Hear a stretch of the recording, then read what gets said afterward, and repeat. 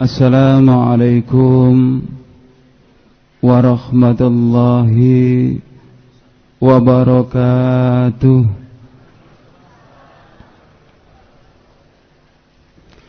Innal hamdalillah nahmaduhu wa nasta'inuhu wa nastaghfiruh wa na'udzu billahi min sururi anfusina wa min sayyiati a'malina may yahdihillahu fala mudilla lahu wa may yudlil fala hadiya lahu. Asyhadu an la ilaha illallah wahdahu la syarika lahu wa asyhadu anna Muhammadan abduhu wa rasuluh. Ya ayyuhalladzina amanu taqullaha haqqa tuqatih wa la tamutunna illa wa antum muslimun. Amma ba'd, fa inna asdaqal hadithi kitabullah wa khairal huda huda Muhammadin sallallahu alaihi wasallam wa syarrul umuri muhdatsatuha wa kullu muhdatsatin bid'ah wa kullu bid'atin dhalalah wa kullu dhalalatin finnar. Kepada Bapak Kiai, Bapak Ustadz yang saya hormati, kepada Bapak Ibu hadirin yang dimuliakan Allah Subhanahu wa ta'ala, puji syukur kita panjatkan kehadirat Allah. Salawat serta salam semoga tetap tercurahkan kepada baginda Rasulullah sallallahu alaihi wasallam bersama keluarga, para sahabat dan pengikut sunnah-sunnahnya. Bapak Ibu hadirin yang saya hormati, alhamdulillahirrabbilalamin, pada kesempatan malam hari ini saya bisa bersilaturahim di hadapan Bapak Ibu sekalian. Kalau mengingat kapasitas saya sebagai Romo Suringgih, orang yang disucikan, saya juga berkasta seorang Brahmana. Nama awal saya Ida Bagus, itu kasta Brahmana. Dan juga saya sarjana, tapi dari agama Hindu, Bapak Ibu. Kayaknya tidak mungkin saya bisa memeluk agama Islam.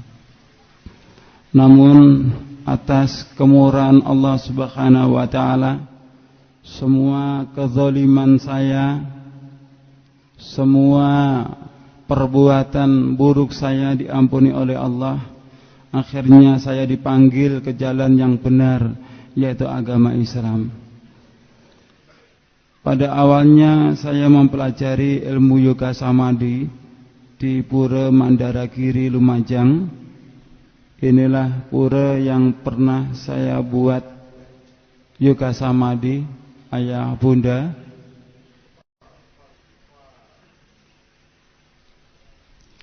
Saya mempelajari ilmu yoga samadhi bersama rekan-rekan yang lain. Setelah ilmu yoga samadhi kami kuasai, kami amalkan di tempat-tempat tugas kami. Alhasil banyak saudara seagama saya maupun saudara-saudara dari umat Islam yang juga mengikuti ilmu yoga samadhi itu. Mungkin Bapak Ibu sekalian sekarang ingin tahu lebih lanjut perkembangan yoga samadhi. Sekarang yoga samadhi lebih populer di Indonesia, dimoderatori oleh Adnan Krishna dari Bali. Ketika ibu bapak melihat di televisi, banyak saudara-saudara kita kaum muslimin ibu-ibu yang memakai kerudung juga ikut spiritual yang dilakukan oleh Adnan Krishna. Padahal dengan jelas Adnan Krishna mengatakan, Anda yang berasal dari agama Islam silahkan mengikuti spiritual ini. Kami tidak meminta Anda masuk agama Hindu, tapi tolong ganti zikir Anda, zikir la ilaha illallah, Anda ganti dengan Syairam Namah Shivaya, Syairam Namah Shivaya. Kira-kira sudah murtad belum ayah bunda? Kalau zikir kita la ilaha illallah diganti dengan Syairam Namah Shivaya, sudah murtad belum itu saudara kita? Alhasil Bapak Ibu, pada saat itu banyak saudara kaum muslimin yang juga ikut mempelajari yoga samadhi, dan kami manfaatkan sebaik-baiknya. Saudara dari kaum muslimin, mohon maaf, saya murtadkan masuk ke dalam agama Hindu.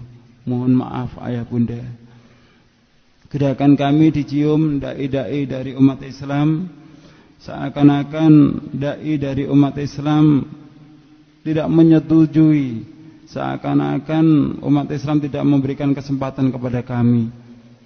Akhirnya saya sowan kepada Romo Pinandita.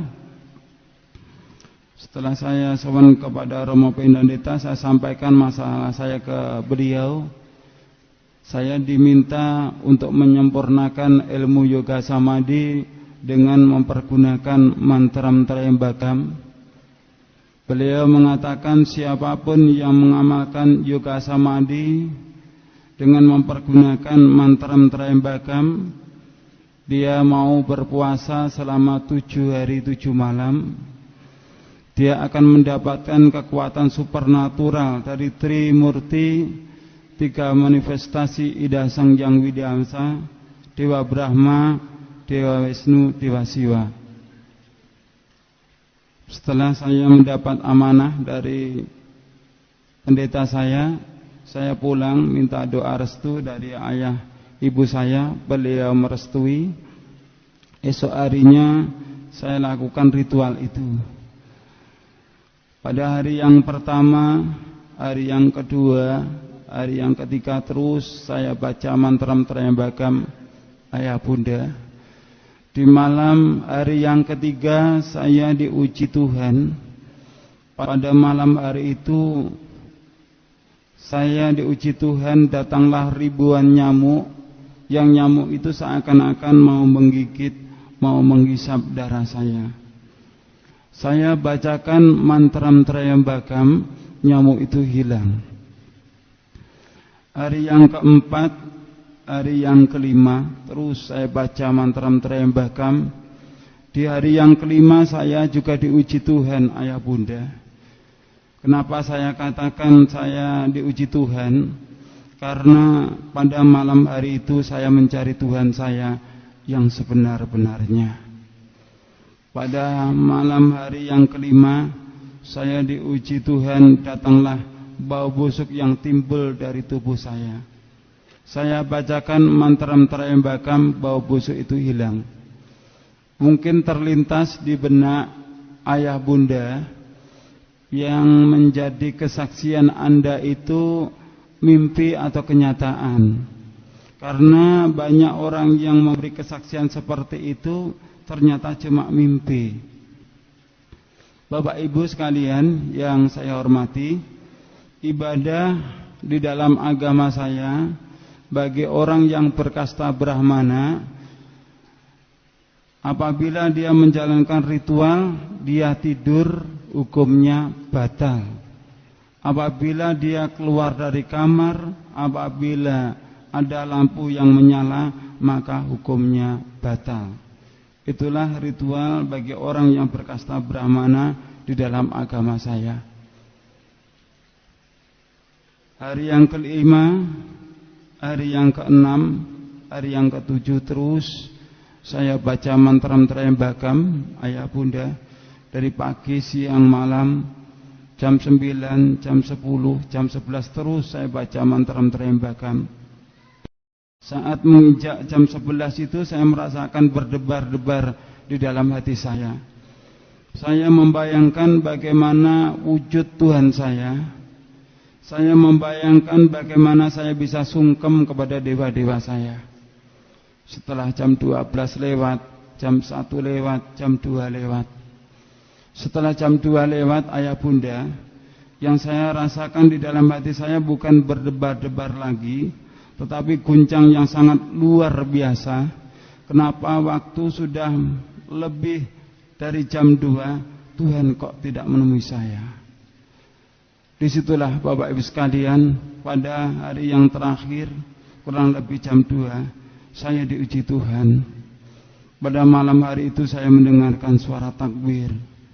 Allahu Akbar, Allahu Akbar, Allahu Akbar, walillahil hamd. Allahu Akbar, Allahu Akbar, Allahu Akbar, walillahil hamd. Karena berangkat ingin memuji Islam, dan saya sadar betul bahwa besok itu bukan hari raya Idul Fitri, besok itu bukan hari raya Idul Adha, maka suara takbir saya lawan dengan mantra Trayembakam. Apa yang terjadi, ayah bunda, demi Allah yang telah menciptakan kita semua, suara takbir saya lawan dengan mantra Trayembakam bukan hilang, ayah bunda, tetapi suara takbir semakin lama semakin kuat, suara takbir semakin lama semakin jelas.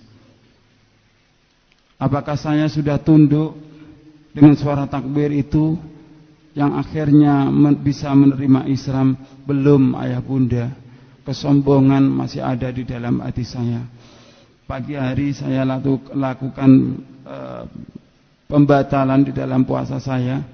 Saya minum, siang saya sudah bisa makan, sore harinya saya ke rumah bibi saya. Kebetulan bibi saya sudah masuk Islam dahulu. Saya masuk di rumah beliau. Setelah saya masuk di rumah beliau, saya menemukan buku pasolatan ayah bunda. Saya pegang, saya buka. Di lembar pertama itu saya menemukan tulisan kabirau walhamdulillah katsira wa subhanallahi bukrata wa asila. Saya tidak membaca tulisan Arabnya, tapi saya membaca artinya. Bahwa artinya maha besar Allah, maha suci Allah sepanjang pagi dan petang. Saya baca artinya gemetar di dalam hati saya sampai keluar keringat dingin saya. Barulah ayah bunda, saya bisa merasakan apakah suara takbir tadi malam itu pertanda saya harus masuk agama Islam. Niat kuat ingin memeluk agama Islam tertanam di dalam hati saya. Islam saya rasakan sangat damai, sangat bahagia, ayah bunda. Saya pulang, tapi saya berpamitan pulang, tapi tidak pulang ke rumah.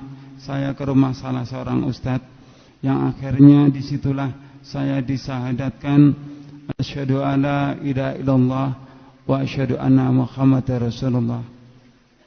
Setelah saya disahadatkan, beliau berpesan, antum sekarang sudah muslim, syaratnya orang Islam itu harus sholat. Ini ada buku pasolatan, kamu bawa pulang dan kamu harus mengamalkannya. Saya bawa pulang malam hari, saya hafalkan gerakannya. Pagi hari saya lakukan sholat subuh yang perdana. Namun sholat subuh saya tidak sama dengan bapak ibu sekalian. Jadi saya takbiratul ikram, Allahu Akbar, baca bismillahirrahmanirrahim. Saya ruku, baca bismillahirrahmanirrahim. Saya at-tahiyat pun baca bismillahirrahmanirrahim.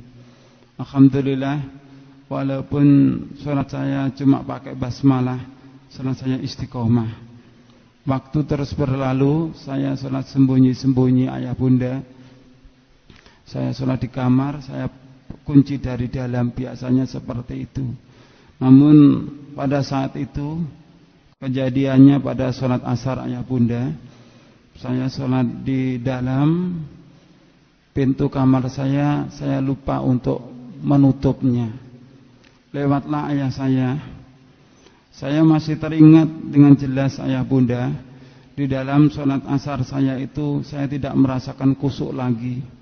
Saya membayangkan apa yang terjadi kalau sampai tahu bahwa saya ini sudah memeluk agama Islam. Benar ayah bunda, seusai sholat asar ayah saya bertanya, "Kamu sekarang sudah muslim ya?" Karena sudah ketahuan, saya jawab dengan jujur, "Iya ayah, saya sekarang sudah beragama Islam." Dengan jawaban saya itu, betapa marahnya beliau, berbicara yang keras sekali, mau kamu bawa kemana harga dirimu, mau kamu bawa kemana martabat keluargamu, kalau kamu memeluk agama Islam. Dengan harapan saya bisa murtad lagi dari agama Islam, ayah sampaikan kepada paman, paman sampaikan kepada pimpinan. Pagi hari saya diberi undangan paksa untuk mempertanggungjawabkan perbuatan saya. Pagi hari saya disidang ayah bunda, di hadapan mereka, dicaci maki, dihujat. Datanglah paman saya dari arah pintu.